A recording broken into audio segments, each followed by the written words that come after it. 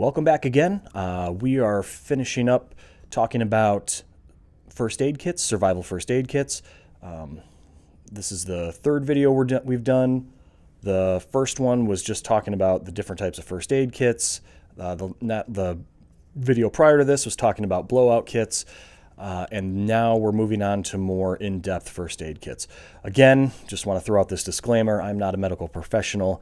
I've had some military training above and beyond the basic first aid. However, I am not a medical professional. So this video is just a reference to kind of get you thinking about what sort of first aid kit you might choose and the components that go in there.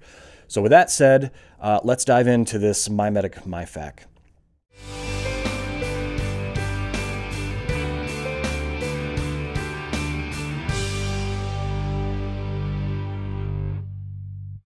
So in the last video, we talked about the importance on a blowout kit of controlling bleeding and also allowing you to breathe, which is that's a blowout kit. You want to keep the blood in the bag, as my special forces friends say, and you also want to be able to continue to oxygenate that blood through breathing. So this kit is a little more in depth. It still has some of the same components, which we will dive into right now.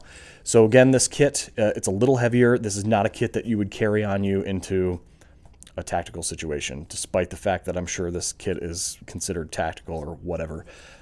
It is a MOLLE based. You can put this on a backpack. You can put it in a backpack, but you would not want to put it on a tactical vest. This is unless you're the medic in the fight. You unsnap it, and then it unzips with these two zippers here. And then as we open it up, you can see that we've got three main areas here. So just like with a blowout kit, we have tourniquets to control extremity bleeding. We have a RATS, just in case you need a secondary tourniquet. So we have tourniquets. The nice thing with MyMedic, they color code everything for you, so easy a caveman can do it. We have gauze, we have bandages. So we have blood control, or bleed control, and then we also have this kit contains things like antiseptics for washing off the area around the wound. We have antibiotics. And then as far as bleed control goes, this is pretty much all this kit has. There are some tools in here. We'll kind of cover that in a sec. But this is kind of what the bleed control looks like, and it's all kind of in one area. You want to kind of keep everything grouped together if you can. You know, depending on how you need it, right? The tourniquets are on top. They're easy to open. You pop this thing open, and the tourniquet is the first thing right here, with then the gauze and then the Band-Aids after that, right? So kind of the order of precedence of what you would need. Moving on, we have a topical solution for cleaning.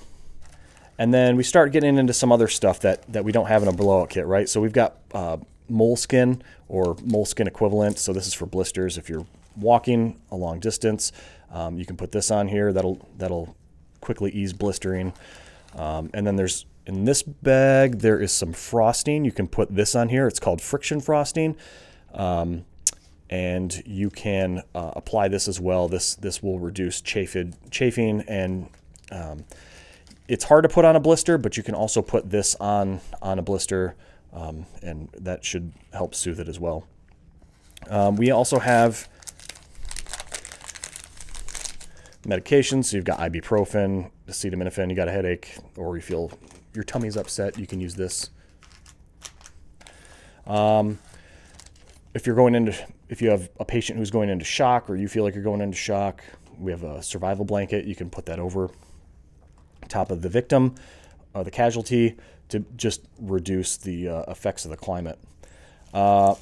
Additionally, in that same vein, if you've got somebody who's dehydrated, we have electrolyte supplements, CPR mask, which again is here on the top. It's one of the top things. If somebody's not breathing, this is something that, you know, you can do CPR without this, but if you are concerned about contamination of bodily fluids, that sort of thing, this mask is readily available here. Similarly, for burns, we have gel for burns, soothing gel. And then we have gauze, or I'm sorry, gauze wrap and finger splints.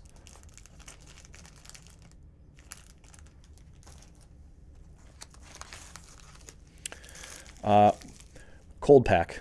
This has some stuff in here.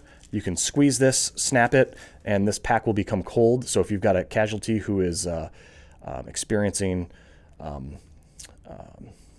like heat exhaustion or heat stroke or something like that, you can use this pack to cool that person down. Or if it's a burn, you can put this on the burn. It'll kind of cool the burn.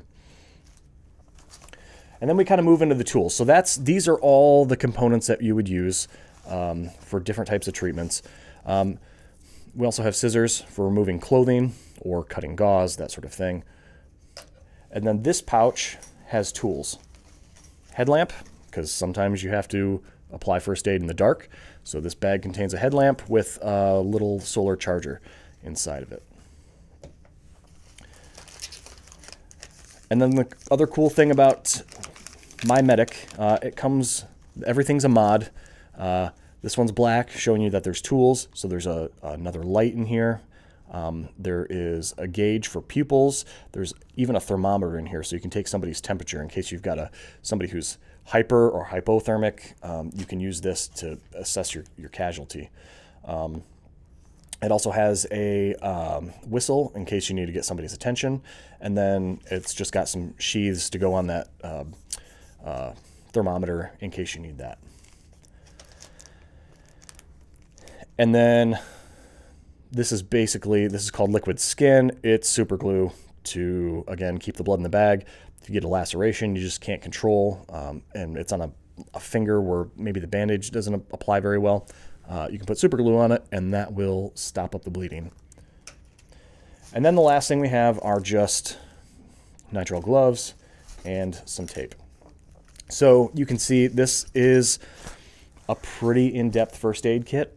It doesn't handle everything. You can't do surgery with this, but this first aid kit is designed to take care of a casualty for a little bit longer, and you can do more with it than you can the blowout kit. Again, you know, you've got a casualty who's say they're hyperthermic, they got a lot of, you're in a place with a lot of sun. You can use the components and the tools in this kit to treat a wider variety of things. But again, when you're choosing your first aid kit, you don't have to have all this stuff. This just happens to span a wide umbrella of potential symptoms and provides you with a lot of treatment. But use your best judgment when creating your first aid kit. If you're in the Arctic, you probably don't need to worry too much about cold packs. You probably have plenty of cold and you can toss that guy.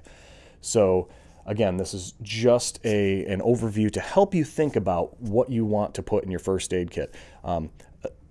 Primary thing is just to assess the risk and the severity that goes along with that risk, and build out your first aid kit that way.